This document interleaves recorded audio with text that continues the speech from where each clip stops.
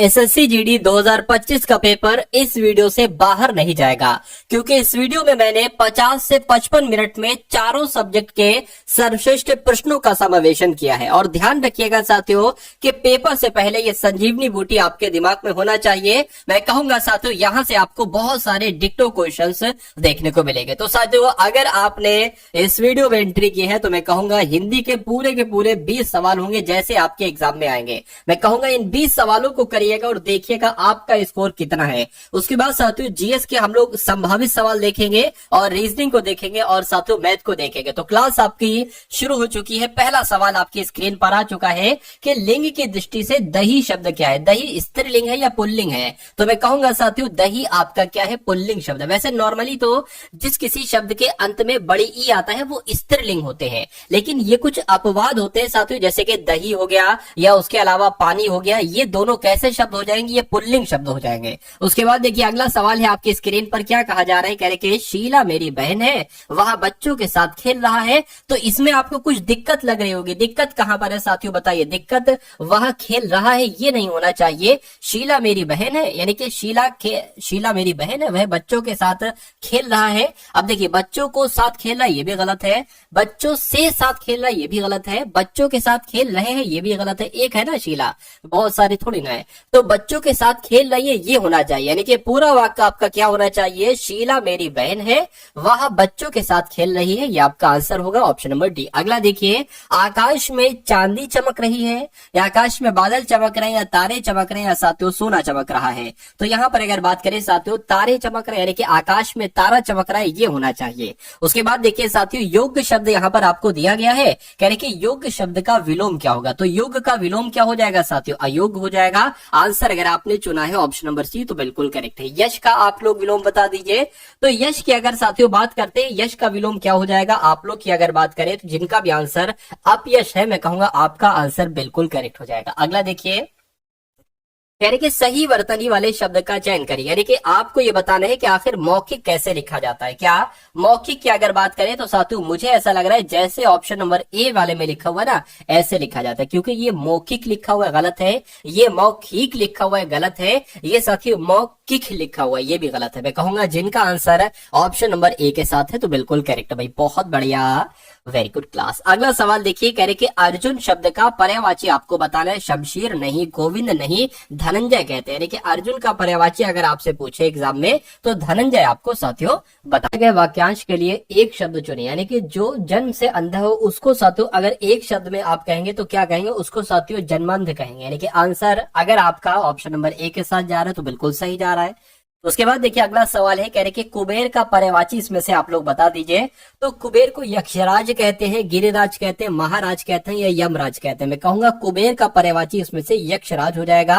Right answer आपका option number A के साथ जाएगा। अगला देखिए यहाँ पर अगर बात करें रिक्त स्थान को भरने के लिए सबसे उपयुक्त शब्द का चयन कीजिए। बूढ़ा आदमी अपने जवानी क्या लिखा हुआ है, ठीक है, बूढ़ा आदमी अपने बुढ़ापे से, मतलब ऐसा हो सकता हो यहाँ पर से लिखा हो, ठीक है, या हो सकता हो परेशान हो, ऐसा भी हो सकता है, ठीक है, मैं अपनी तरफ से कह रहा हूँ।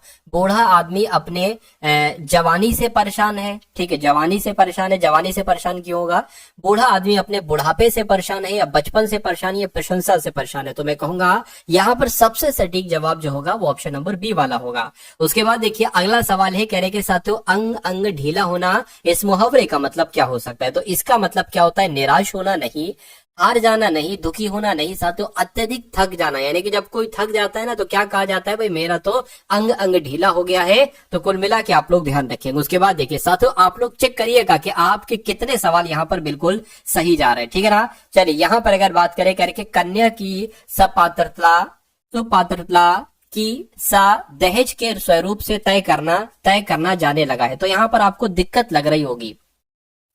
यहाँ पर अगर बात करें स्वरूप से तय किया, स्वरूप से तय करने जाने लगे, ये भी नहीं सही लग रहा है। स्वरूप से तय करने जाने लगे हैं ये भी नहीं। स्वरूप से तय किया जाने लगा है, ये सही लग रहा है कुछ, और स्वरूप से तय हुआ जाने लगा, ये भी नहीं सही है। तो मैं कहूंगा कि यहाँ पर कौन सा वाक्य शुद्ध है, ऑप्शन नंबर सी वाला वाक्य शुद्ध है। अगला सवाल देखिए, जो मोक्ष चाहता हो, जो मोक्ष चाहता हो साथियों, उसके लिए एक शब्द क्या होगा बता दीजिए। तो उसको क्या कहा जाएगा, मुमुक्षालु कहा जाएगा, अमोक्षीय कहा जाएगा, मोक्षप्रिय कहा जाएगा, उसको मुमुक्षु कहा जाएगा। ये बात आप लोग ध्यान रखिए, इसकी वर्तनी भी पूछी जाती है आपसे। चलिए उसके बाद देखिए अगला सवाल है कि हम जानते हैं कि परिश्रम का फल सदा ही मीठा होता है।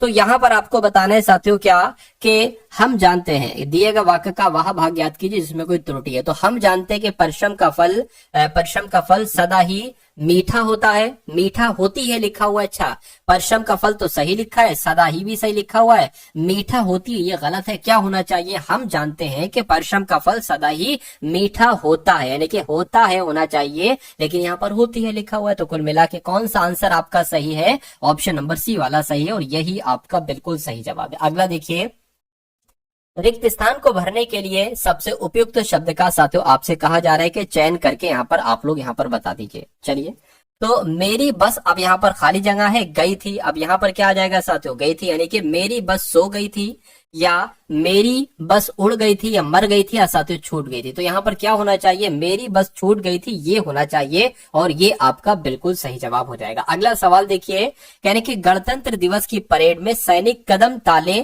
कर रहे हैं। तो यहाँ पर आपको बताने की यहाँ कहीं आपको दिक्कत लग रही होगी, तो यही आपसे साथियों पूछा जा रहा है कि दिक्कत आपको बताना है साथियों कहाँ पर है। चलिए देखिए, दिक्कत ये है, तो इसकी जगह पर क्या आना चाहिए, क्योंकि यहाँ पर भी ऐसा करके कुछ लिखा होगा कि दिए गए वाक्य में रेखांकित खंड को प्रतिस्थापित करने के लिए सबसे उपयुक्त विकल्प का चयन करिए।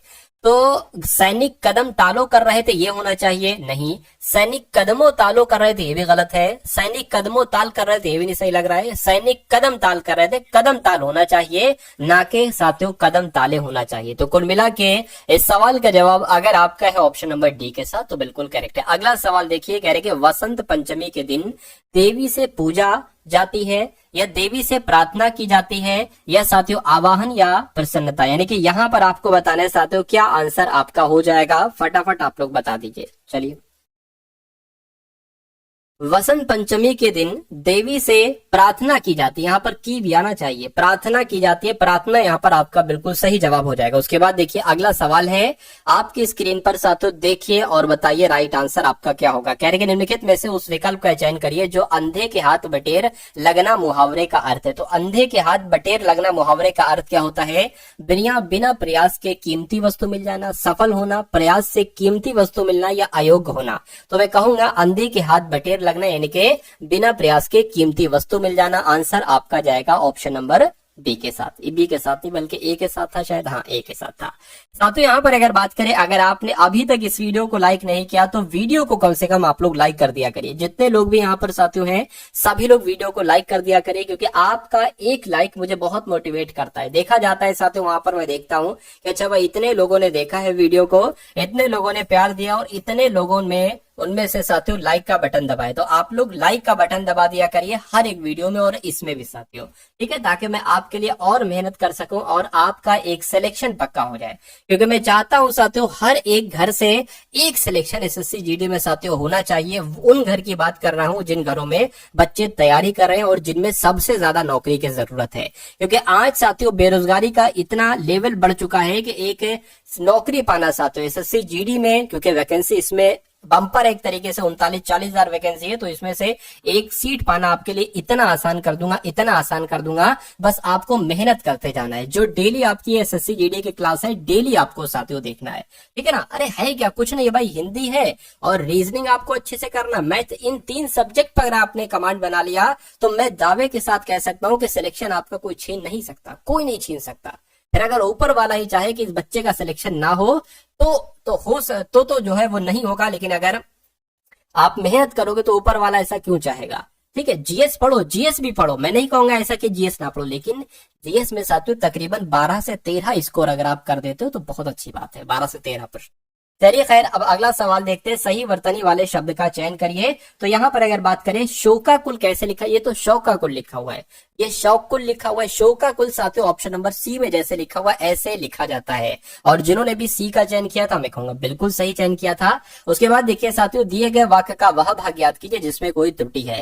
यानी कि आजकल तापमान में तेजी से परिवर्तन हो रही है। अब दिक्कत आपको दिख गई होगी साथियों कि आजकल तापमान में तेजी से परिवर्तन हो रहा है। क्या आना चाहिए साथियों? हो रहा है आना चाहिए, हो रही है नहीं आना चाहिए। उसके बाद देखिए साथियों, दिए गए वाक्य का वह भाग याद करें जिसमें कोई त्रुटि है। तो यहां पर अगर बात करते हैं साथियों, मोहन ने रुपयों का प्रबंध अयन की पत्नी की गहने बेच कर किए। तो अयन की पत्नी की गहने क्या होना चाहिए? के गहने बेच कर किए, ये होना चाहिए। तो मैं कहूंगा दिक्कत कहां पर है? दिक्कत साथियों ऑप्शन नंबर सी वाले में है। तो सी अगर आपका जवाब है तो मैं कहूंगा आपका जवाब बिल्कुल करेक्ट हो जाएगा। अब यहां पर अगर साथियों हम लोग बात कर लेते हैं 21 नंबर से सवाल की जीएस के। आपने साथियों पूरे के पूरे हिंदी के 20 क्वेश्चन देखे और बताइएगा कितना स्कोर आपका रहा। अब जीएस के साथियों 20 टॉप लेवल के मैं आपको क्वेश्चंस कराने वाला हूं, इसमें भी आप देखिएगा स्कोर आपका कितना रहा। और उसके बाद मैथ देखेंगे और साथियों रीजनिंग देखेंगे। चलिए भाई, तो 326 ईसा पूर्व में सिकंदर और राजा पोरस के बीच युद्ध किस नदी के किनारे पर लड़ा गया था? तो साथियों झेलम नदी के किनारे पर लड़ा गया था। ये बात आप लोग यहाँ पर ध्यान रखेंगे, जिनका आंसर ऑप्शन नंबर डी के साथ है बिल्कुल करेक्ट है। अगला सवाल देखिए, यानी कि भगवान महावीर की शिक्षाओं के संकलन को क्या कहा जाता है? तो साथियों क्या कहा जाता है? आगम सूत्र कहा जाता है। अगर आपसे पूछे कि महावीर स्वामी की शिक्षाओं के संकलन को क्या कहा जाता है, तो आगम सूत्र कहा जाता है। अगले नंबर का सवाल है, कह प्राचीन काल में बौद्ध काल के दौरान कपिल वस्तु के शासक कौन थे? तो साथियों कौन थे कपिल वस्तु के शासक? कौन थे? तो शाक्य थे। क्या प्राचीन काल में बौद्ध काल के दौरान कपिल वस्तु का शासक कौन था? तो साथियों शाक्य थे। उसके बाद देखिए 5वीं शताब्दी ईसा पूर्व में, 5वीं शताब्दी की अगर बात करें, 5वीं शताब्दी साथियों ईसा पूर्व में, हाँ 5वीं शताब्दी ईसा पूर्व में, ये 5 क्यों लिखा है? मैं ये कहां पर कंफ्यूजन हो रहा है, कोई दिक्कत नहीं।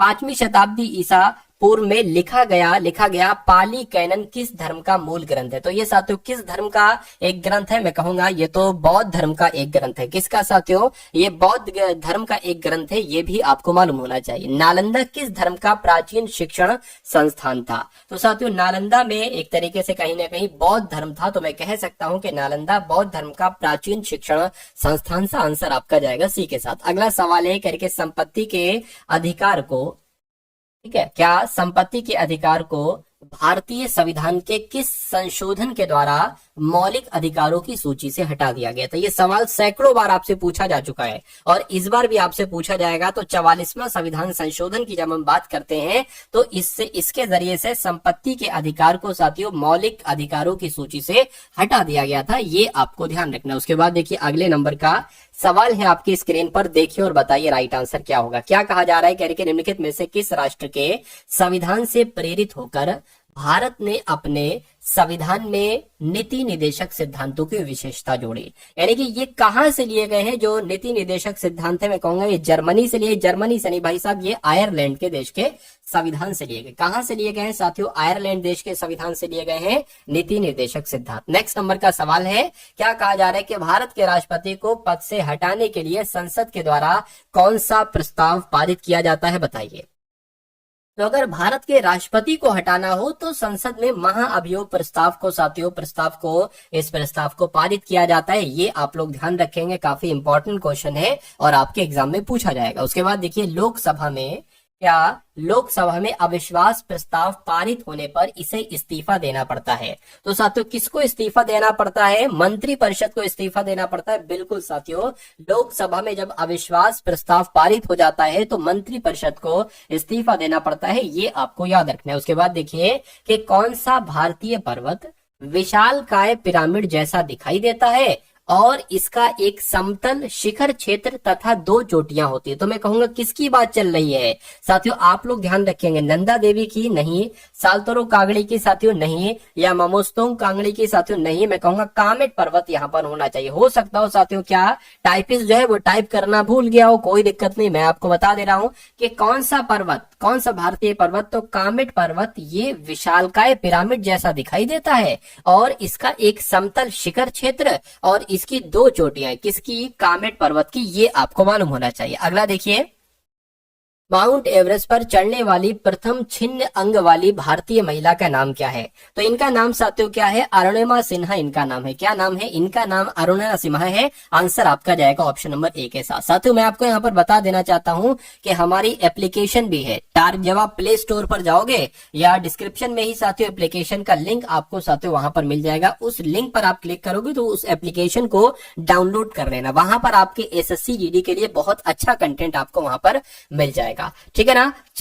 चलिए भाई अगला सवाल इसका हाँ ये हो चुका है। ये देख लीजिए, माउंट जोपुनो निम्नलिखित में से किस राज्य में स्थित है? तो माउंट जोपुनो की अगर बात करते हैं तो ये सिक्किम में स्थित है। कहां पर साथियों? ये सिक्किम में स्थित है। आंसर आपका ऑप्शन नंबर बी हो जाता है। उसके बाद देखिए कह रहे कि लिपू लेक दर्रा, क्या लिपू लेक दर्रा भारत के किस राज्य में स्थित है बताइए? तो जो लिपू लेक दर्रा है ना साथियों, ये तो उत्तराखंड में स्थित है। कहां पर? उत्तराखंड में स्थित है। ये आप लोग ध्यान रखेंगे साथियों। पूरे 40 नंबर तक हम लोग सामान्य ज्ञान के क्वेश्चंस देखेंगे, उसके बाद रीजनिंग आपके, और एक तरीके से मैथ उसके बाद होगी। कह रहे कि मार्शल आर्ट डिम्बे ये किस महाद्वीप से संबंधित है? तो जो एक तरीके से बात करते हैं साथियों, ये अफ्रीका से संबंधित है। ये भी आप लोग ध्यान रखेंगे। उसके बाद देखिए, किस भौतिक मात्रा का सीमेंस में मापन किया जाता है बताइए? तो विद्युत विभव का नहीं, विद्युत चालकता का बिल्कुल सही। यानी कि साथियों जो विद्युत चालकता है ना, विद्युत चालकता भौतिक मात्रा का सीमेंस में मापन किया जाता है। अगला सवाल देखिए, निम्नलिखित में से किसे कंप्यूटर के मस्तिष्क के नाम से जाना जाता है? तो कंप्यूटर के मस्तिष्क के नाम से तो साथियों सेंट्रल प्रोसेसिंग यूनिट को जाना जाता है, यानी कि सीपीयू को जाना जाता है। अगले नंबर का सवाल है, कह रहे कि कौन सी मिश्र धातु में लेड होता है और साथियों टिन होता है? तो लेड और टिन की हम बात करते हैं तो ये सोल्डर में होता है। क्या साथियों? ये सोल्डर में होता है। ये भी आप लोगों को याद रखना। अब उसके बाद देखिए, बैंकों में जमा राशि के अधिकतर हिस्से का उपयोग किस लिए किया जाता है? तो साथियों ऋण देने के लिए। क्या? बैंकों में जो जमा राशि है ना, ठीक, उसको ऋण के रूप में, एक तरीके से लोन के रूप में दे दिया जाता है लोगों को। उसके बाद देखिए अगला सवाल है, गराड़ी जो है ना, ये कहाँ का लोक नृत्य है साथियों बताइए? तो गराड़ी की अगर बात करें, ये पुदुचेरी में किया जाता है। कहां पर किया जाता है? ये पुदुचेरी में किया जाता है गराड़ी लोक नृत्य। अगला सवाल है, कह रहे तेरताली की लोक नृत्य ये कहाँ का है? तो तेरताली कहां पर किया जाता है साथियों? मध्य प्रदेश में किया जाता है। क्या? तेरताली कहाँ का लोक नृत्य है साथियों? मध्य प्रदेश का है भाई। बहुत बढ़िया, वेरी गुड क्लास। तो अब साथियों यहाँ पर अगर हम लोग बात करते हैं, अब आपके रीजनिंग के क्वेश्चन शुरू हो चुके हैं। तो अब आपको बहुत ध्यानपूर्वक इस क्लास को देखना होगा, क्योंकि यहाँ से बहुत सारे कॉन्सेप्ट आप अपने रियल एग्जाम में देखेंगे। ठीक है ना। चलिए, तो कह रहे कि किसी निश्चित कोड भाषा में PERHAPS को क्या लिखा जाता है? SPAHREP लिखा जाता है। तो आपको बताने के CHEWING को क्या लिखा जाएगा, ये आपको साथियों बताने। सबसे पहले आपको लॉजिक ढूंढना है। जब मैंने इन लेटर्स पर नजर मारी और फिर मैंने इन लेटर्स पर नजर मारी, तो मेरे दिमाग ने कहा कि जो लेटर्स यहाँ पर हैं वही लेटर्स लगभग यहाँ पर हैं, बस क्रम चेंज हुआ है। क्या? बस क्रम चेंज हुआ है। देखिए, ये P है तो ये सबसे अंत में हो गया, ये S है तो ये सबसे शुरू में हो गया। फिर आपका क्या आ जाएगा? देखिए P आ गया, फिर आपका E यहाँ पर आ गया, फिर आपका R यहाँ पर आ गया, फिर आपका H यहाँ पर आ गया। ये क्रम चल रहा है। यानी कि अगर बात करें कितने लेटर हैं, तो 1 2 3 4 5 6 7। C यहाँ पर आ जाएगा, H यहाँ पर आ जाएगी ये वाला, फिर ये E यहाँ पर आ जाएगा, फिर W यहाँ पर आ जाएगा, I यहाँ पर आ जाएगा, N यहाँ पर आ जाएगा, G यहाँ पर आ जाएगा। बस आपको एक काम करना है कि आपको देखना है कि ऐसा लिखा कहाँ पर है। तो मैं कहूंगा GNIWEHC ऐसा कहां पर लिखा हुआ है? ऐसा तो ऑप्शन नंबर सी में लिखा हुआ है। तो जिनका आंसर मेरे आंसर से पहले आ गया था तो बहुत बढ़िया भाई। अब उसके बाद देखिए अगला सवाल है, कथन और निष्कर्ष वाले सवाल। ये समझ लीजिए 100% आपके एग्जाम में आपको देखने को मिलेंगे। कह रहे हैं कि कोई भी स्पीकर फोन नहीं है। तो मान लेते हैं साथियों ये क्या हो गया? ये स्पीकर हो गया। क्या? ये स्पीकर हो गया। कह रहे कि कोई भी स्पीकर जो है ना, कोई भी साथियों स्पीकर फोन नहीं है। ठीक है, तो कोई भी स्पीकर फोन नहीं है, ये हमने बना लिया। उसके बाद करेंगे सभी तार फोन है। तो सभी तार फोन है, यानी कि फोन के अंतर्गत साथियों तार आएगा। ठीक है, अब निष्कर्ष पढ़िए और बताइए कौन कौन से निष्कर्ष सही है, कौन कौन से निष्कर्ष गलत है। कह रहे कि फोन, कुछ फोन तार है। देखिए कुछ फोन तार है, बिल्कुल साथियों इतने फोन जो है ना वो तार हो जाएंगे, बिल्कुल सही है।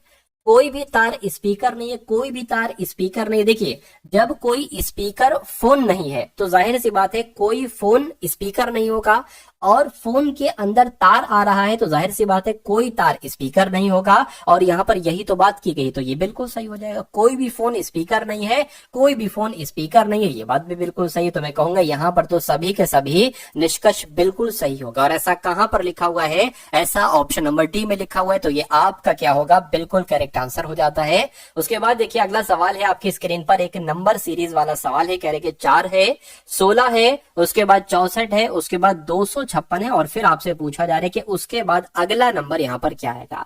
साथियों इस टाइप का जो सवाल मैं आपको करवा रहा हूं ना, ये समझ लीजिए 100% आपके एग्जाम में पूछे ही पूछे जाते हैं। इसमें कोई दो राहे नहीं है कि सवाल पूछे जाएंगे या नहीं पूछे जाएंगे, नहीं साथियों, ये सवाल ये कॉन्सेप्ट हर बार आपके एग्जाम में आते हैं। चलिए तो 4, 16, 64, 256, उसके बाद आपको बताने क्या हो। देखिए अभी जो मेरे पास मेरी जो नॉलेज है, मेरी नॉलेज ये कह रही है कि 4 की गुणा अगर 4 से कर दे तो 16 बन जाए, 64 की गुणा अगर 4 से कर दे तो 16 की गुणा 4 से कर दे 64 बन जाए, और मेरे हिसाब से 64 की गुणा 4 से अगर करते थे 256 बनता है। देखिए जरा, 4 चौक 16, 16 आ गया, 6 चौक 24 और 25 बिल्कुल। यानी कि अब हमें साथियों 256 की गुणा भी 4 से कराना होगी। क्या 256 की गुणा भी 4 से कराना होगी? तो 6 चौक आपका 24 हो जाएगा, 6 पंजे 4 पंजे कितना हो जाएगा? 20 हो जाएगा, और 2 22 आपका हो गया, 4 दूना 8 और 10। यानी कि यहाँ पर मेरे हिसाब से जो आना चाहिए वो 1024 आना चाहिए। अब आपको देखना है कि अगर 1024 ऑप्शन में है तो मैं बिल्कुल सही हूं और आप भी सही हैं, बिल्कुल 1024 ऑप्शन नंबर डी वाले में है, तो ये हमारा बिल्कुल सही जवाब हो जाएगा। अगला एक कॉन्सेप्ट देखिए बहुत शानदार है। कहेंगे 4 अक्षर समूह दिए गए हैं जिनमें से 3 किसी तरह से समान है यानी कि संगत है, और एक असंगत है यानी कि एक अलग है। एक जो होगा, मतलब कहने का मतलब है 3 ऐसे ऑप्शन होंगे जिसमें सेम लॉजिक लगा होगा, और एक अलग लॉजिक वाला ऑप्शन होगा। उसी ऑप्शन को आपको छाट कर बताना है। देखिए आप कैसे चयन करेंगे, आप इनको ऐसे नहीं समझ पाएंगे, आप इनकी प्लेस वैल्यू लिख लीजिए। जैसे टी जो होता है ना, ये 20 पर होता है, वाई आपका 25 पर होता है, डी 4 पर होता है। उसी प्रकार आर जो होता है 18 पर होता है, वी 22 पर होता है, बी 2 पर होता है, एन की बात करें 14 पर होता है, एस 19 पर होता है, और एक्स आपका 24 पर होता है, और उसी प्रकार जी 7 पर होता है, एल 12 पर होता है, क्यू 17 पर होता है। यहाँ पर देखिए 5 बढ़ाया गया है, और यहां पर अगर बात करें, देखिए यहां पर कितना बढ़ाया गया है? 4 बढ़ाया गया है। यहां पर अगर बात करें कितना? 5 बढ़ाया गया है। यहां पर भी 5 बढ़ाया गया। तो इसमें मतलब इसमें 5 बढ़ाया गया, लेकिन यहां पर 4 बढ़ाया गया। तो मैं कहूंगा सबसे अलग कौन सा है? तो ऑप्शन नंबर बी वाला है, तो यही आपका आंसर हो जाएगा। अब यहां पर अगर बात करें, देखिए 12 से 17 हुआ है, मैं कहूंगा 5 बड़ा है। 19 से 24 हुआ है, 5 बड़ा है। अब 22 से ये 2 कैसे हो गया? देखिए ये 22 आता है वी पर, ठीक है ना, 22 आता है वी पर। उसके बाद क्या आ जाएगा? 23, 24, उसके बाद 25, उसके बाद 26, 26 पर जेड आ जाएगा, उसके बाद ए आ जाएगा, उसके बाद साथ यहाँ पर बी आ जाएगा। तो ऐसे करके ए कितना बड़ा है? 1, 2, 3, 4, 5, 6, मतलब यहाँ पर 6 बढ़ रहा है, इसलिए तो साथियों सबसे अलग लॉजिक हो जाएगा। ठीक है, और यहाँ पर भी कितना बड़ा है? 5 बड़ा है। 25 के बाद 26, 26 के बाद 1 यानी कि ए। खैर अगला सवाल देखिए आपकी स्क्रीन पर है। 6 अलग अलग पंक्तियों में एक के बाद एक के क्रम में बैठे हुए हैं। ठीक है, 6 लोग हैं, एक पंक्ति है। करेंगे पंकज अल्पेश से ठीक आगे वाली पंक्ति में बैठा है। देखिए अब यहाँ पर अगर बात करें, ये सवाल की अगर बात करें 6 लोग की यहाँ पर बात की गई, तो 6 लोग की जगह हम बना लेते हैं 1, 2, 3, 4, 5 और 1 साथियों 6। ठीक है, तो क्या कहा जा रहा है? कह रहे कि पंकज अल्पेश से ठीक आगे वाली पंक्ति में बैठा है। तो पंकज से ठीक है, पंकज जो है ना अल्पेश से, मान लीजिए अल्पेश की अगर बात करें तो अल्पेश हम यहाँ पर बनाते हैं, आप कहीं पर भी अल्पेश बना लो, कोई दिक्कत नहीं। ठीक है, अल्पेश से आगे वाली पंक्ति में बैठा है। मान लीजिए आगे हम जो बढ़ रहे हैं ना वो इस तरह इस क्रम में बढ़ रहे हैं, तो पंकज कहां पर बैठेगा? पंकज यहाँ पर बैठ जाएगा, क्योंकि कहा गया है कि पंकज अल्पेश से ठीक आगे वाली पंक्ति में बैठा है। उसके बाद कहने के दिनेश अंतिम पंक्ति में बैठा है। ठीक है, दिनेश अंतिम पंक्ति में बैठा है। कहने के अल्पेश वाली पंक्ति से पहले 4 पंक्तियां हैं, यानी कि अल्पेश से आगे 4 पंक्तियां हैं। कहने का मतलब है 4 लोग बैठे हैं, तो 1, 2, 3, यहाँ पर तो 3 बैठ रहे हैं। तो एक काम ये करो, इधर एक आप बढ़ा लो और इधर एक आप कट कर दो, कुछ नहीं, ये कट कर दिया। तो 6 लोग हैं, तो 1, 2, 3, 4, 5, 6 लोग हो गए। और कहा गया था कि अल्पेश से आगे वाली पंक्ति में पंकज बैठा है। ठीक है, कह रहे कि अल्पेश के आगे 4 पंक्तियां हैं, तो 1, 2, 3, 4 सब क्लियर है। ठीक है, अब यहाँ पर कहा गया है अल्पेश वाले तो हो चुका है। कह रहे श्री कुमार नीरज के ठीक बाद वाली पंक्ति में बैठा है। तो श्री कुमार की अगर बात करें साथियों, अब श्री कुमार कहां पर बैठा ले?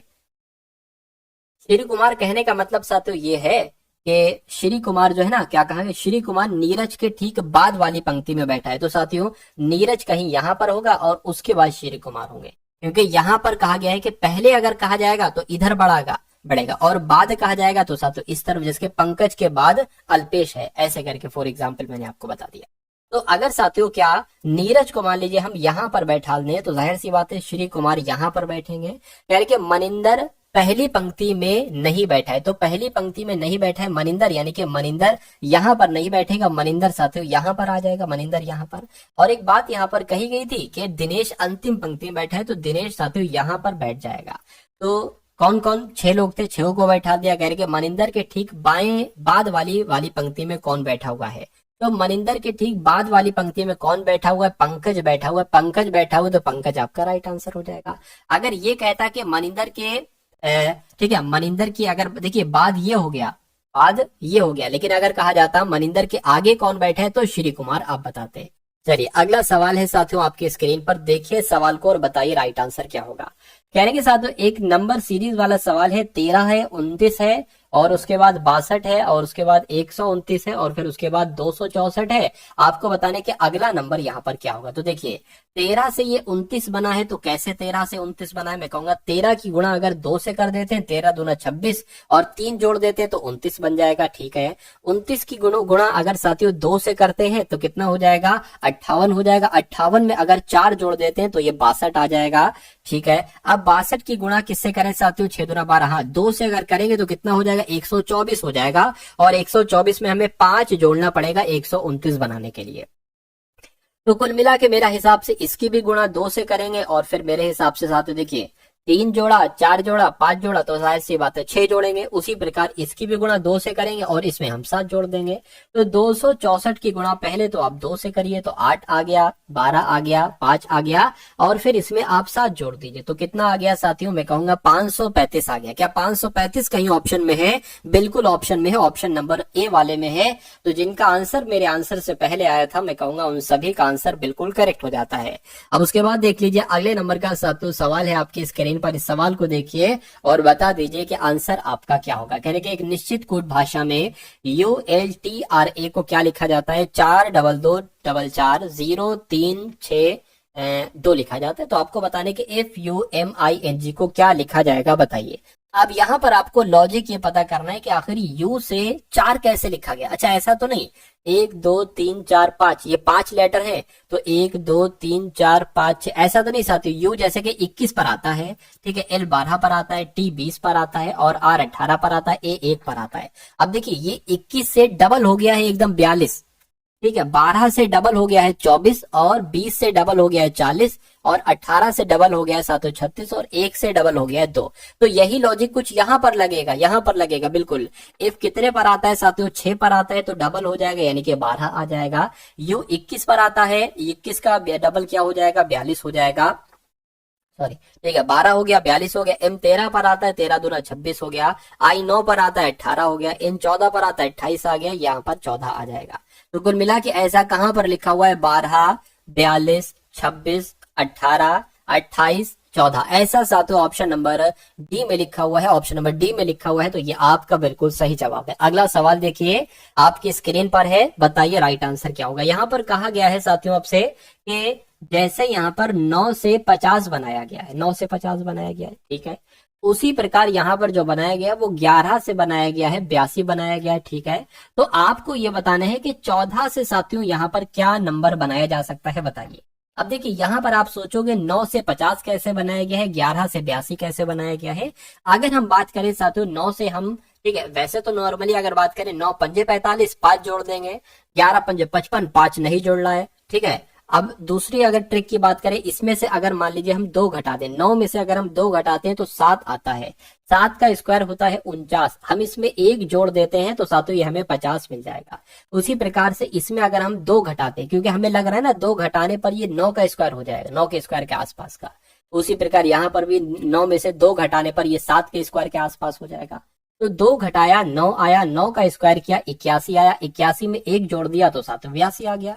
उसी प्रकार यहाँ पर करेंगे, 2 घटाएंगे तो 12 आ जाएगा, 12 का स्क्वायर 144 होता है, प्लस 1 कर देंगे तो साथियों कितना आ जाएगा, 145 आ जाएगा। क्या 145 ऑप्शन में है? बिल्कुल ऑप्शन नंबर ए वाले में है, तो ये आपका बिल्कुल सही जवाब है। अगला सवाल देखिए आपकी स्क्रीन पर है, अंग्रेजी शब्दकोश के वर्णानुक्रम को दर्शाया गया है। इस टाइप का एक सवाल आपसे जरूर पूछा जा चुका है। देखिए जो आपके पेपर हो चुके हैं ना साथियों, अभी जितने 5 सालों में 4 सालों में जितनी बार भी साथियों पेपर हुए हैं, और ठीक है मैं कहता हूं साथियों तकरीबन तकरीबन मैंने सभी शिफ्ट का तो नहीं कह सकता, लेकिन लगभग आधी शिफ्ट का सभी का एनालिसिस कर लिया। जैसे कि मान लीजिए पिछले 5 सालों में जितनी शिफ्ट हुई है तो आधी शिफ्ट का तकरीबन तकरीबन मैंने एनालिसिस कर लिया है। ठीक है, हिंदी का कर लिया है, ठीक है, मैंने रीजनिंग का कर लिया है, मैंने मैथ का कर लिया है, थोड़ा बहुत मैंने जीएस का भी किया है। ठीक है, तो साथियों उसी के आधार पर ये आपका पूरा एक्सपेक्टेड मॉडल पेपर बनाया जाता है, क्योंकि साथियों थोड़ा प्रीवियस ईयर क्वेश्चन पेपर से भी रिलेट करता है आपका आने वाला पेपर, कैसे उसमें सवाल आएंगे, किस टाइप का साथियों लेवल होगा, ये बहुत एक तरीके से रिलेट करता है प्रीवियस ईयर क्वेश्चन पेपर से। ठीक है ना, चलिए तो अब यहाँ पर साथियों हम लोग देख लेते हैं इस सवाल को, क्योंकि मैंने देखा है हर एक शिफ्ट में इस टाइप का सवाल है। 90% साथियों देखा गया है कि इस टाइप का सवाल हर एक शिफ्ट में है। चलिए खैर अगला सवाल देखिए, अंग्रेजी शब्दकोश के वर्ण, मतलब इसको अंग्रेजी शब्दकोश के अनुसार आपको यहाँ पर साथियों लिखना है। चलिए लिख देते हैं, क्या दिक्कत है। देखिए HI लिखा हुआ है, HO लिखा हुआ, तो मैं कहूंगा पहले क्या आएगा, पहले ये आएगा, ये नहीं आएगा। HI लिखा हुआ, HI लिखा हुआ, HI लिखा हुआ, HIT पहले आएगा या HIR पहले आएगा, तो HIR पहले आएगा। HIP पहले आएगा या HIR पहले आएगा, मैं कहूंगा ये वाला पहले आएगा, 4 पहले आ जाएगा। उसके बाद साथियों क्या आ जाएगा, उसके बाद 3 आ जाएगा, उसके बाद फिर ये 1 आ जाएगा, उसके बाद 2 आ जाएगा। तो 43 12 कहां पर लिखा हुआ है, 43 12 21 लिखा हुआ है, नहीं यहाँ भी नहीं है, यहाँ पर हो जाएगा, यानी कि ये 2 को हटा दीजिए, पता नहीं कैसे टाइप हो गया। तो 43 12 आपका ऑप्शन नंबर बी में लिखा हुआ है, तो ये आपका बिल्कुल सही जवाब है। ये देखिए साथियों यहाँ पर अगर बात करें, वर्गों के उस समुच्चय का चयन कीजिए जिनके बीच के संबंध को निम्न वेन आरेख द्वारा सर्वोत्तम रूप से दर्शाया गया है। यानी कि महिलाएं, ड्राइवर, आर्किटेक्ट, ऐसा बनेगा। देखिए इसमें एक ऐसा ऑप्शन होगा जो बिल्कुल अलग होगा, यानी कि इस वाले ग्रुप का इससे कोई संबंध नहीं, इस वाले ग्रुप का इससे कोई संबंध नहीं, और इस वाले ग्रुप का इससे कोई संबंध नहीं होगा। अब देखिए ड्राइवर तो महिलाएं भी हो सकती हैं, ठीक है ना, तो ये नहीं हो सकता। डॉक्टर, करदाता, नर्स। अब अगर बात करते हैं साथियों, हो सकता है साथियों कुछ डॉक्टर जो है ना वो करदाता हो, तो ये भी नहीं होगा।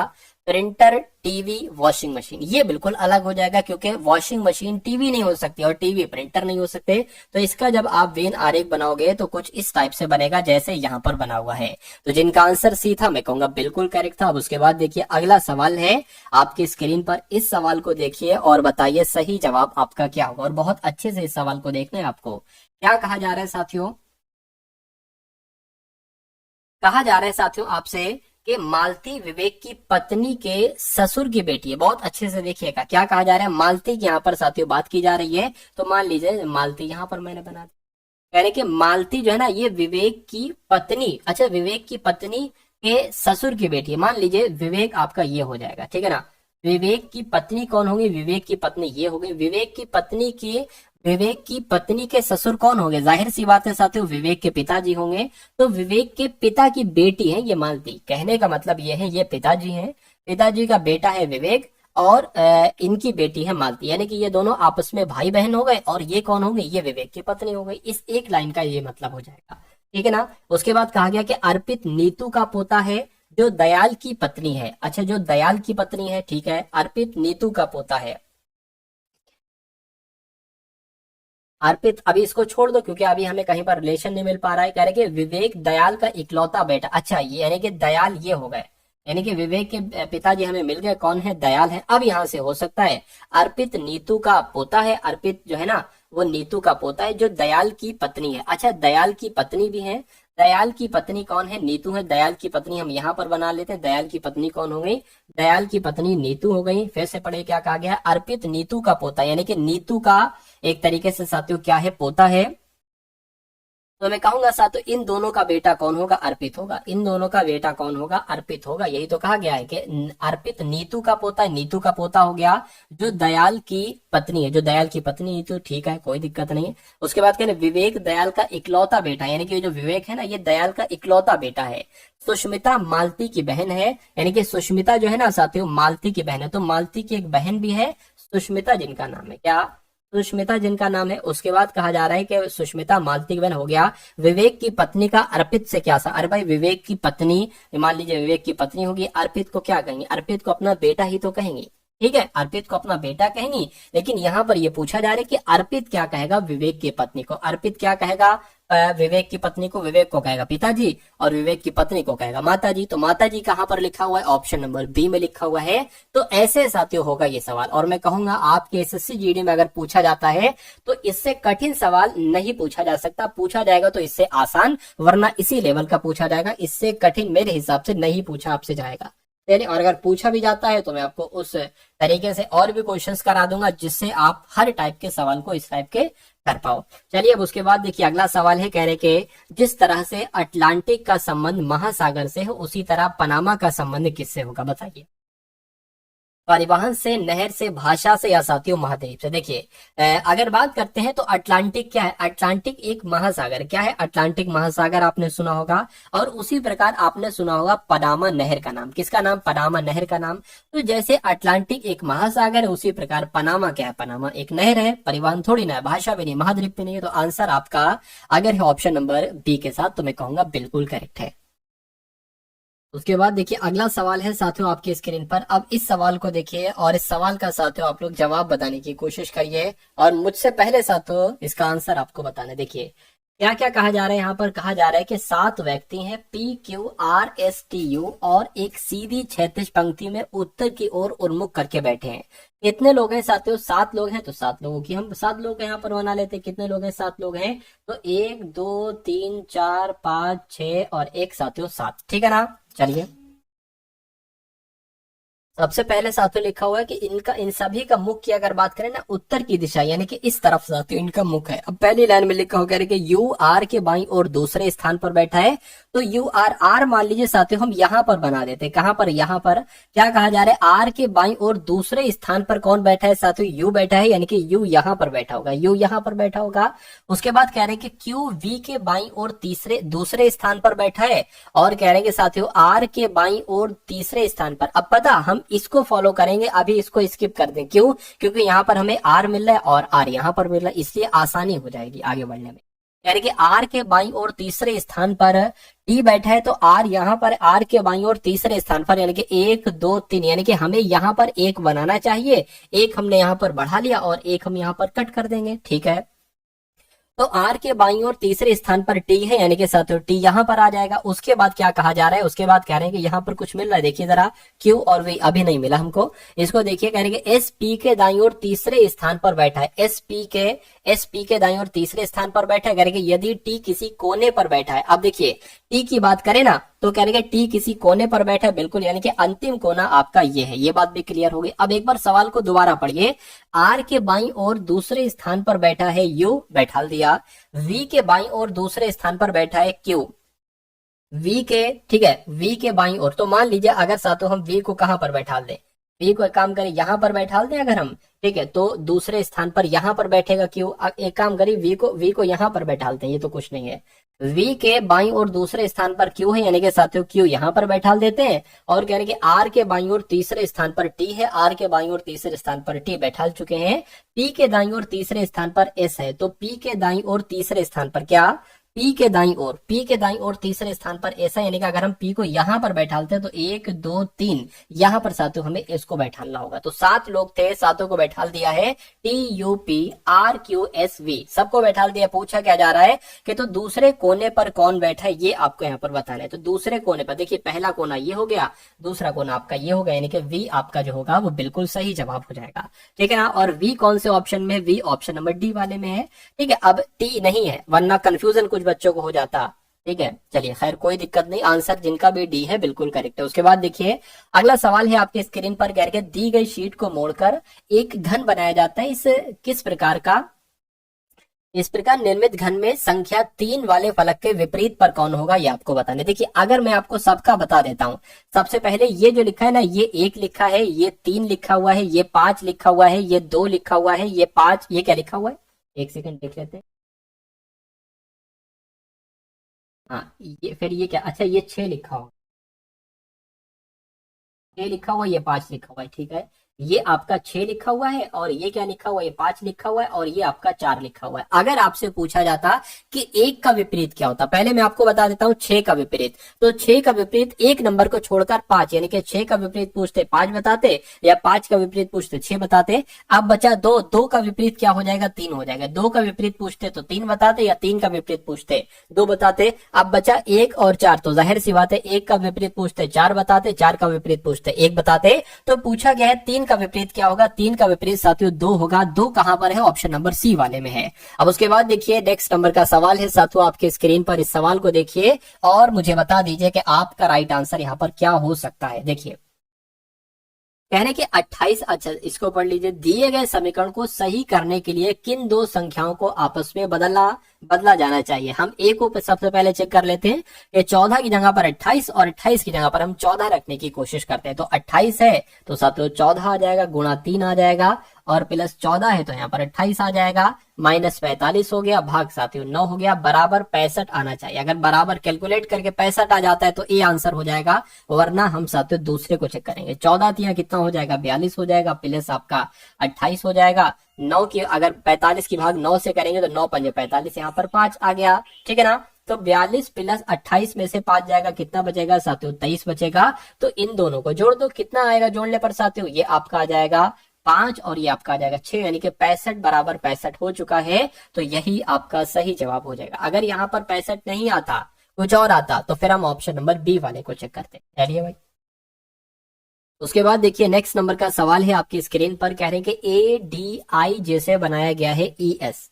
तो आपको बताने के बी डी जी एच से क्या बनाए जा सकते हैं, यानी कि कौन से 2 लेटर बनाए जा सकते हैं। तो सबसे पहले अगर बात करें साथियों, ये आखिर बना कैसे है। देखिए ये तो आपका आ जाएगा साथियों 1 पर, ये 4 पर आ जाएगा, ये 9 पर आ जाएगा, और ये आपका 10 पर आ जाएगा।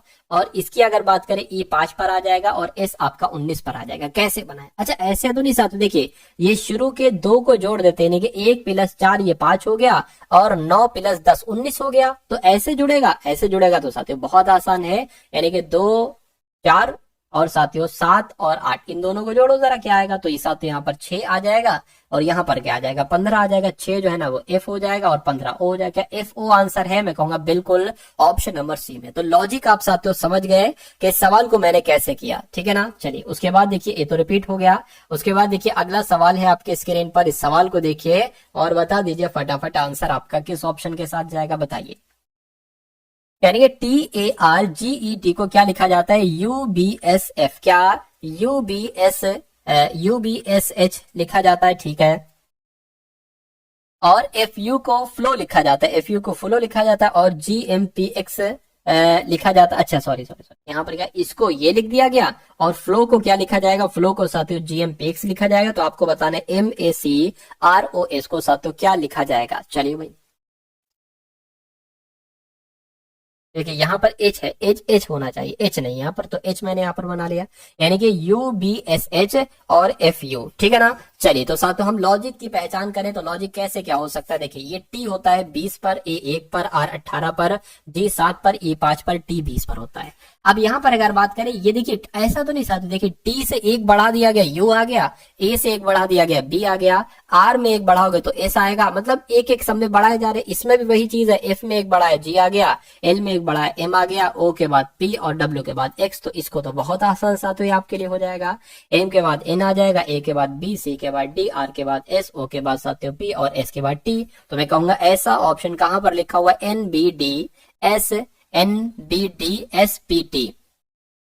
तो मैं कहूंगा ऐसा तो सिर्फ और सिर्फ ऑप्शन नंबर डी में लिखा हुआ है, तो ये आपका बिल्कुल करेक्ट आंसर हो जाता है। उसके बाद देखिए अगला सवाल है, तो अब साथियों यहाँ पर आपके सामने अगर बात करें तो मैथ के क्वेश्चंस आपके शुरू हो चुके हैं, क्योंकि मैथ के आपके 20 सवाल आएंगे। तो टारगेट आपको 20/20 रखना है कि 20 में से 20 सवाल आप करेंगे सही।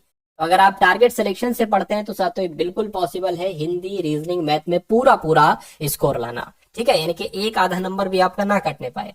चलिए, तो मैथ के इस बेहतर कॉन्सेप्ट को देखते हैं जो आपके एग्जाम में पूछा जा सकता है। कह रहे कि एक ईंट की माप, एक ईंट है, एक ईंट की माप 28 सेंटीमीटर, 18 सेंटीमीटर, 6 सेंटीमीटर है। ठीक है, मतलब लंबाई, चौड़ाई, ऊंचाई की बात की गई है। कहने के तो 21 मीटर लंबी, 12 मीटर ऊंची और 36 सेंटीमीटर मोटी दीवार बनाने के लिए कितनी ईंटों की आवश्यकता होगी। चलिए, ठीक है ना, ये बात साथियों आपसे कही गई है, कोई दिक्कत नहीं है। तो अब यहां पर देखिए, आप बहुत ध्यान से देखिएगा इस सवाल को। देखिए, कितनी ईंटें बनाई जा सके, तो ये 21 मीटर है। ठीक है, 21 मीटर है ना, तो इसको सेंटीमीटर में करो, मैं आपको बता देता हूं। 1 सेंटीमीटर की अगर बात करें, 1 मीटर बराबर कितने सेंटीमीटर होता है, अगर बात करते हैं साथियों, 1 मीटर बराबर कितने होता है साथियों, 100 सेंटीमीटर होता है। ठीक है, तो यहाँ पर क्या लिखा हुआ है, यहाँ पर लिखा हुआ है 21 मीटर।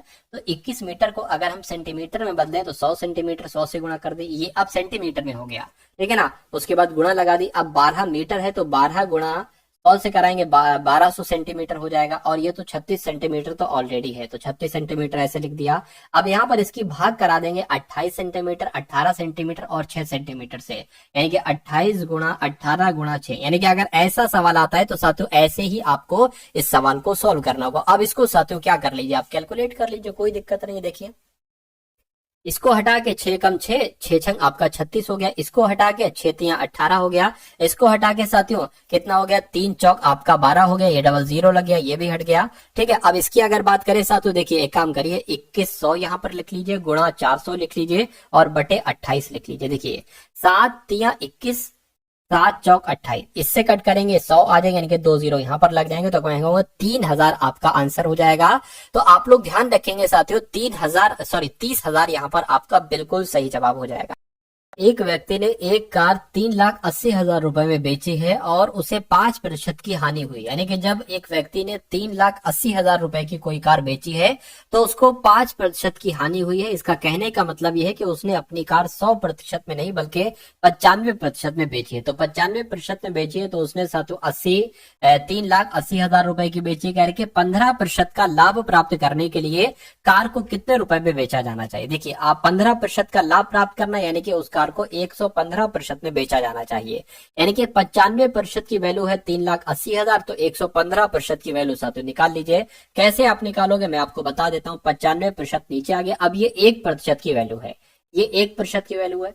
115% की वैल्यू निकालना है तो 115% की गुणा इधर की, तो 115% की गुणा इधर कर देंगे। इसको कैलकुलेट कर लो साथियों, आपका आंसर आ जाएगा। यानी कि 15% लाभ से जिस मूल्य पर बेची जानी वो मूल्य आपको साथियों मालूम पड़ जाएगा। चलिए, इसको अगर कट करें तो 5 दूना 10, 5 तिया 15 हो जाएगा। और इसको अगर कट करें 5 एकम 5, 5 तिया आपका 45 हो जाएगा। 19 से कम 19, 19 दूना 38 हो गया। यहाँ पर साथियों ये आपका 20,000 हो गया। अब 20,000 की गुणा साथियों किससे करना है, यहाँ पर 20,000 से करना है। तो जब करोगे तो कितना आएगा साथियों, 4,60,000 आ जाएगा। और 4,60,000 ऑप्शन नंबर सी वाले में है, तो ये आपका बिल्कुल सही जवाब हो जाएगा। उसके बाद देखिए अगला सवाल है आपकी स्क्रीन पर, कह रही कि एक कार पहले 272 किलोमीटर की दूरी तय करती है 40 किलोमीटर प्रति घंटा की औसत चाल से। ठीक है, कह रहे कि अगले 85 किलोमीटर की दूरी वो 50 किलोमीटर प्रति घंटा औसत चाल से तय करती है। तो पूछा जा रहा है कि पूरी यात्रा के लिए औसत चाल ज्ञात कीजिए। यानी कि पूरी यात्रा का औसत चाल आपसे यहाँ पर पूछा जा रहा है, तो कैसे करेंगे। देखिए, औसत चाल की यहाँ पर अगर बात करें तो औसत चाल कह लो या चाल कह लो, औसत चाल बराबर क्या होता है, दूरी बटे समय। क्या, दूरी बटे क्या हो जाएगा साथियों, दूरी बटे समय हो जाएगा। यानी कि आपको यहाँ पर कुल दूरी लिखना है। कुल दूरी साथियों कितनी है, 272 ये है। और कहाँ की दूरी 85 ये है। तो साथियों 272 प्लस 85 ये कुल दूरी हो गई। और कुल चाल की, कुल समय की अगर बात करें, अब समय पता कैसे निकालोगे, समय कैसे निकालोगे, दूरी बटे चाल समय होता है साथियों। समय बराबर कैसे, समय कैसे निकालोगे, अगर पहली वाली इसका निकालना है तो क्या हो जाएगा, समय बराबर दूरी कितनी है 272 और चाल कितनी है 40 किलोमीटर प्रति घंटा। तो इसको साथियों आपको कट करना होगा। देखिए, 5 अट्ठे 40 हो गया और 5 पंजे 25 हो गया। और यहाँ पर क्या आ जाएगा साथियों, ये काम करो साथियों, 2 से कट कर लो, कट हो जाएगा 5 से भी। ठीक है, 2 से कट करते हैं, आगे यहाँ पर साथियों 20 आ जाएगा। और इसको अगर कट करते हैं, 2 एकम 2, 2 छंग 12। ठीक है, 2 छंग 12 नहीं, 2 तिया 6 और 2 छंग आपका 12 हो जाएगा। इसको अगर कट करोगे साथियों 5 से अगर कट करे, नहीं 2 से कट करो। ठीक है, 10 आ गया और 2 से अगर कट करें, 2 छंग 12, 2 अट्ठे 16। अब पॉइंट यहाँ पर लगे तो 6.8 हो जाएगा। क्या हो जाएगा? 6.8 हो जाएगा। तो पहला समय आपको मालूम पड़ चुका है कितना है साथियों, 6.8 है। क्योंकि यहाँ पर हमें क्या लिखना है, कुल समय लिखना है। तो पहला समय आपका कितना आ गया, 6.8 आ गया। अब दूसरा समय निकाल लीजिए। दूसरे की दूरी कितनी है, 85, 85 और साथियों चाल कितनी है, 50 किलोमीटर प्रति घंटा। तो साथियों इसको कैसे करोगे, 5 एकम 5, 5 एकम 5 और 5 सत्ते 35 हो जाएगा। 0.0 हटाएंगे, पॉइंट बढ़ा देंगे तो दूसरा क्या हो जाएगा साथियों, समय 1.7 हो जाएगा। तो कुल मिला के हमें दूरी, तो हमने कुल दूरी लिख ली है, कुल समय इनको जोड़ दीजिए, 7 और 8 कितना हो जाएगा, 15 पॉइंट लग जाएगा। और यहाँ पर 7 8 यानी कि 8.5 आ गए। तो इसको साथियों कैलकुलेट कर लो, आपका आंसर आ जाएगा। इन दोनों को अगर जोड़ोगे तो कितना आ जाएगा साथियों, कितना आ जाएगा, एक तरीके से बात करें, 5 2 आपका 7 आ गया, 7 8 15 हो गया, 15 का 5 और 1 आपका, यानी कि 357 की भाग आप करा लो 8.5 से। ठीक है ना। तो बस इतना ही काम करना है, इस पॉइंट को हटाकर 0 बढ़ा लेंगे। 5 एकम 5 आ जाएगा, 5 सत्ते 35 आ जाएगा, 5 सत्ते 35 और 5 एकम 5, 5 चौक आपका 20 आ गया। अब इसको अगर साथियों यहाँ पर कैलकुलेट करें तो 17 चौक कितना हो जाएगा, 68 हो जाएगा। 68 69 70 71 3 बचेगा, ये 34 हो गया साथियों। 17 दुना कितना हो जाएगा, 34 हो जाएगा। यानी कि चाल आपकी कितनी आ रही है साथियों, चाल आपकी 42 किलोमीटर प्रति घंटा आ रही है, औसत चाल है। तो 42 किलोमीटर प्रति घंटा कहां पर लिखा हुआ है, ऑप्शन नंबर डी में लिखा हुआ है। तो ये आपका बिल्कुल सही जवाब हो जाएगा। अब उसके बाद देख लीजिए, नेक्स्ट नंबर का सवाल है आपके स्क्रीन पर। इस सवाल को देखिए और बताइए सही जवाब क्या होगा। कह रहे कि मोहन और रमेश मिलकर एक काम को 15 दिनों में पूरा करते हैं। मोहन रमेश से 50% अधिक कुशल है। अब यहीं पर साथियों देख लीजिए, मोहन और रमेश की यहाँ पर बात की गई है। यानी कि मोहन जो है ना, ये रमेश से 50% अधिक कुशल है। यानी कि अगर ये 100% कुशल है तो ये उससे 50% एक्स्ट्रा कुशल है, यानी कि 150% एक्स्ट्रा कुशल है। तो क्षमता की बात करें, ये क्षमता एक तरीके से निकल कर आई है। तो क्षमता की अगर साथियों यहाँ पर हम बात करें तो क्षमता का इसका अनुपात निकाल लो, 50 तिया और 50 दुना। ये आपका क्या आ गई, ये आपकी क्षमता आ गई मोहन और रमेश की।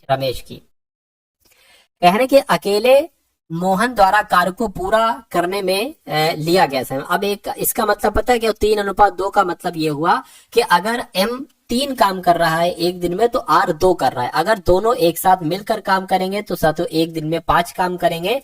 यहाँ पर कहा जा रहा था कि दोनों मिलकर काम करते हैं तो वो काम 15 दिन में पूरा हो जाता है। तो दोनों अगर 5 काम कर रहे हैं तो 15 दिन में कितना काम हो जाएगा, 75। और ये क्या है, यही तो पूरा काम है।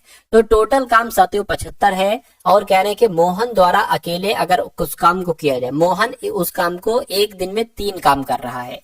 टोटल काम 75 है, मोहन एक दिन में 3 काम कर रहा है। तो ये कितने दिन में काम हो पाएगा, 3 दूना 6, 3 पंजे 15, यानी कि 25 दिन का समय लगेगा अगर अगर अकेले मोहन उस काम को करेगा। तो इस प्रकार जिनका आंसर ऑप्शन नंबर डी है तो बिल्कुल करेक्ट है। एक वस्तु का अंकित मूल्य 400 रुपए था, किंतु दुकानदार और 15% की दोहरी छूट देता है। क्या 15% की साथियों दोहरी छूट देता है? ठीक है। और उसने इस पर 25% वस्तु को कितने में बेचा? देखिए सवाल में थोड़ी सी दिक्कत मैं आपको बता देता हूँ। सवाल ऐसे होना चाहिए कि एक वस्तु का अंकित मूल्य 400 रुपए है, इसने इस पर पहले 15% की छूट दी और फिर 25% की छूट दी, तो ये फिर कितने रुपए की वस्तु हो जाएगी, ये बात आपसे कही जा रही। तो 400 रुपए की कोई वस्तु है, 15% की छूट देगा, यानी कि इस वस्तु को साथियों कितने में बेचा गया, 85% में बेचा गया। फिर 25% की छूट दी, यानी कि इस वस्तु को 75% में बेचा गया। तो अब ये वस्तु कितने रुपए की बिकेगी, ये चीज आपको बताना। देखिए इन 2 जीरो से ये 2 जीरो कैंसिल हो जाएंगे और इस 4 से साथियों आएगा तो नीचे 25 आ जाएगा। 25 से कम 25, 25 तिया 75 हो जाएगा। 85 तिया कितने हो जाते हैं, तो 50 तिया 5 तिया 15, 8 तिया 24 और साथियों 25 हो जाएगा, यानी कि 255 आ जाएगा। तो मैं कहूंगा साथियों 255 आपका राइट आंसर हो जाएगा। तो एक वस्तु का अंकित मूल्य अगर 400 है, इस पर 2% 2 बार छूट दी जाती है, एक बार 15 की एक बार 25 की, तो वो वस्तु 400 की जगह 200